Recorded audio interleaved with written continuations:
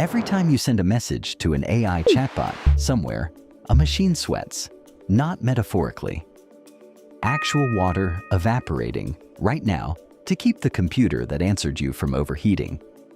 Here's the chain nobody sees. Your question travels to a massive warehouse called a data center, sometimes thousands of kilometers away, packed with thousands of servers running hot enough to shut down without constant cooling.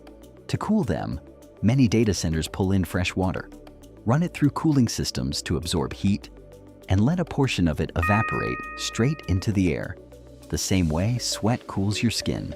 Researchers at the University of California, Riverside, estimated that for every 10 to 50 messages you send to a large AI chatbot, roughly 1 bottle of water gets evaporated just to keep the servers from melting down.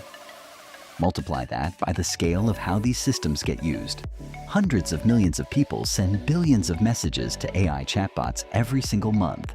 That means the invisible water bill for casual conversations with a chatbot adds up to something measured in millions of liters every single day across the industry. And that's just for using the model. Building it in the first place costs even more. The same researchers estimated that training one large language model can consume around 700,000 liters of fresh water, enough to manufacture over 300 cars, just for the training process alone, before a single user ever types a question. Then there's the electricity. A single search on a search engine is estimated to use a small fraction of a watt-hour of electricity. A single response from a large AI chatbot can use several times more energy than that same simple search, depending on the size of the model doing the answering. It doesn't feel like it costs anything. Your screen doesn't get hot. Your battery barely moves.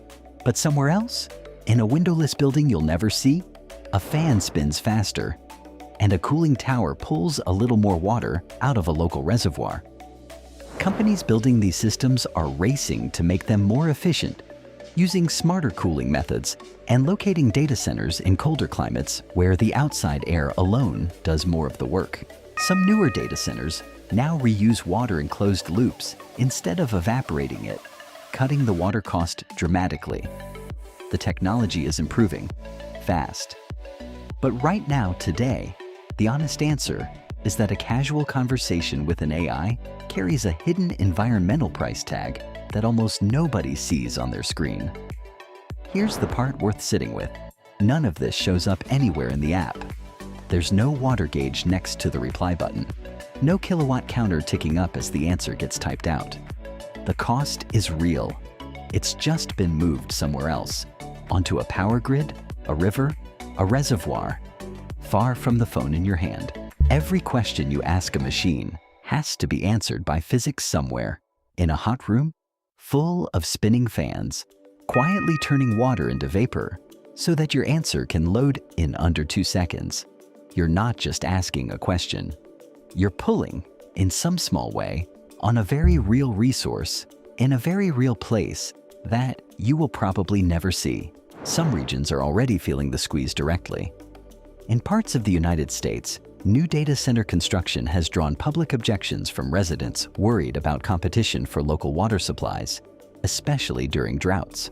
Tech companies have started publishing sustainability reports, promising to become water positive, replenishing more water than their data centers consume. Though critics point out that most of these pledges are still years away from being verified at scale. There's also a strange geography to all of this. A single chatbot response might be answered by a server in a desert state with scarce water, or a server beside a cold northern lake where cooling is nearly free. You never get to choose which one answers you, and the app never tells you which resource in which corner of the world just paid the bill for your curiosity. As these systems get used by more people for more of the day, that hidden cost scales with them, quietly, one conversation at a time. In buildings most of us will never think about until the day the water bill in our own neighborhood starts to climb.